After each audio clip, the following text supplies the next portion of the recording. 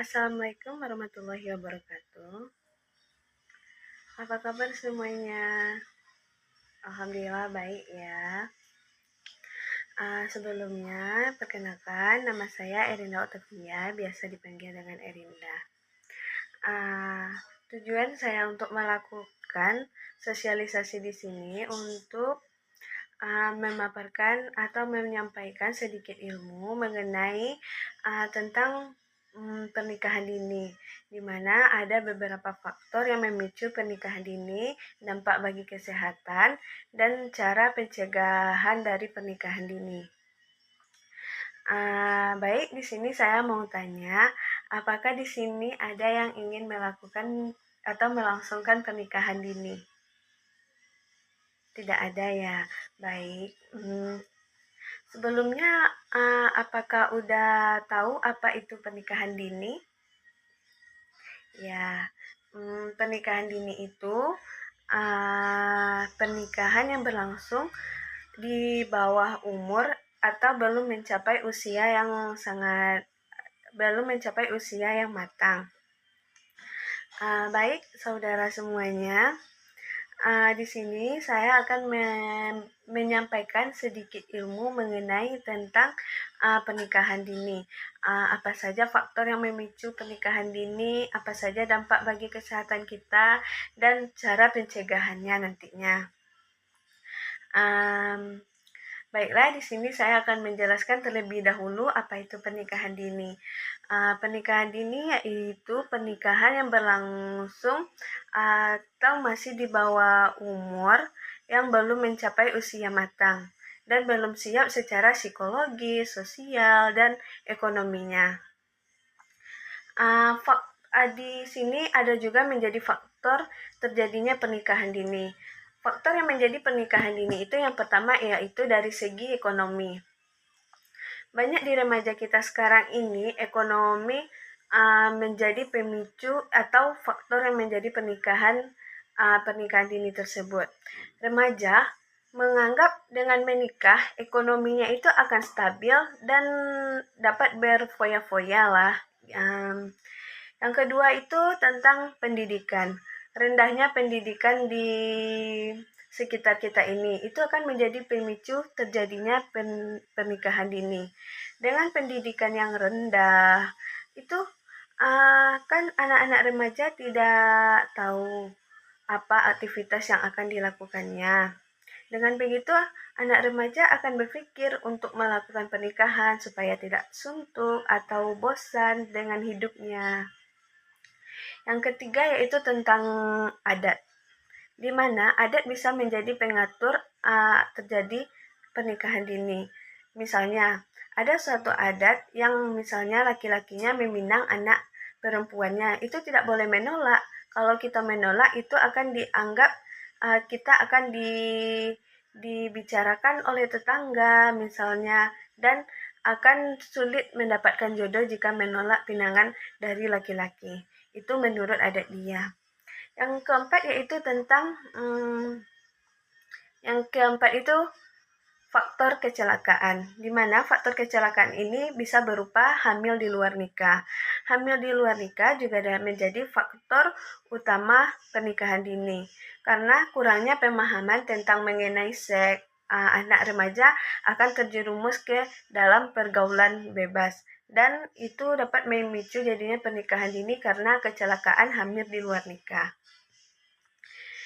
Dengan adanya faktor-faktor itu, ada juga dampak dari pernikahan dini. Dampak dari pernikahan dini itu yang pertama dari segi ekonominya. Remaja yang umurnya masih misalnya 16 tahun itu akan belum bisa mendapatkan pekerjaan yang pas lah menurut dia.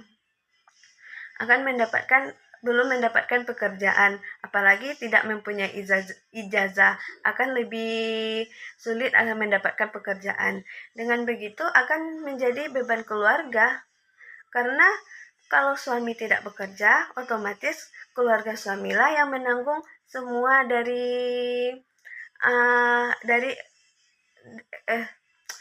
keluarga suamilah yang akan menanggung semua beban dari anaknya. Yang kedua itu bagi kesehatan kita.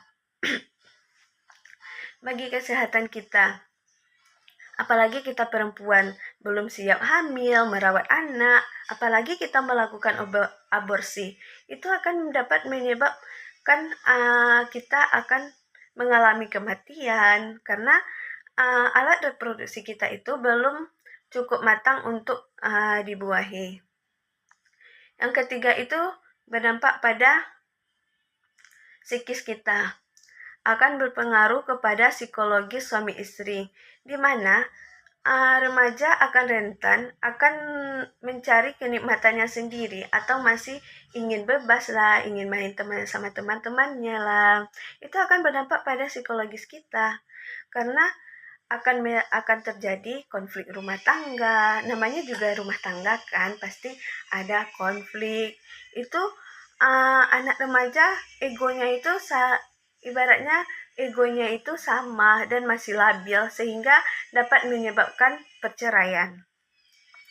Cara pencegahan dari pernikahan dini itu yang pertama kita memfasilitasi pendidikan yang formal yang memadai. Dengan begitu anak remaja akan lebih tertarik ke pendidikan daripada ke pernikahan. Yang kedua itu memberikan pemahaman mengenai seks atau melakukan sosialisasi, memberikan pemahaman tentang tubuh, tentang pubertas, dan risiko dari pernikahan dini tersebut. Yang ketiga yaitu dengan bantuan perannya pemerintah. Dengan begitu juga bisa menjadi pencegahan agar tidak terjadinya pernikahan dini.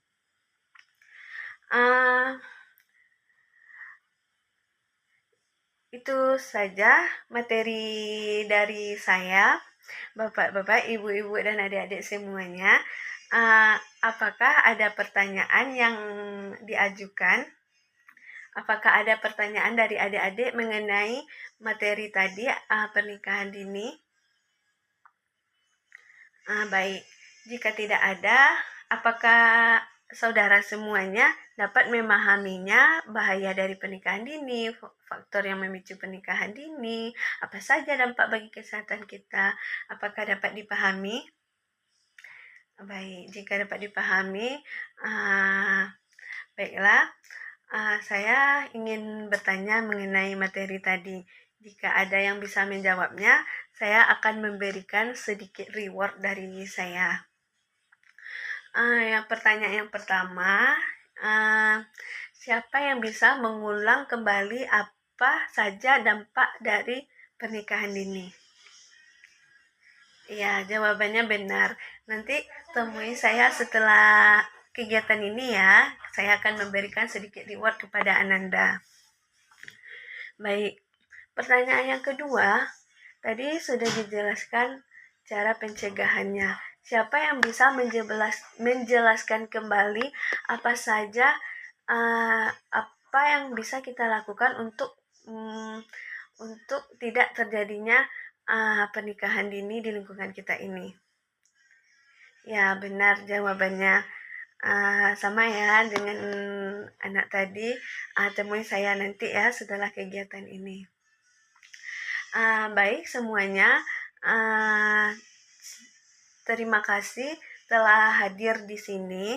Terima kasih telah menyempatkan hadir di sini, telah meluangkan waktunya untuk mendengarkan beberapa ilmu atau materi yang saya sampaikan. Semoga itu bermanfaat untuk kita semua. Kata motivasi dari saya, menikahlah di waktu yang tepat, bukan di waktu yang cepat. Baik, hanya itu materi dari saya.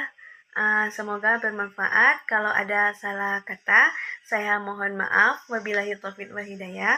Wassalamualaikum warahmatullahi wabarakatuh.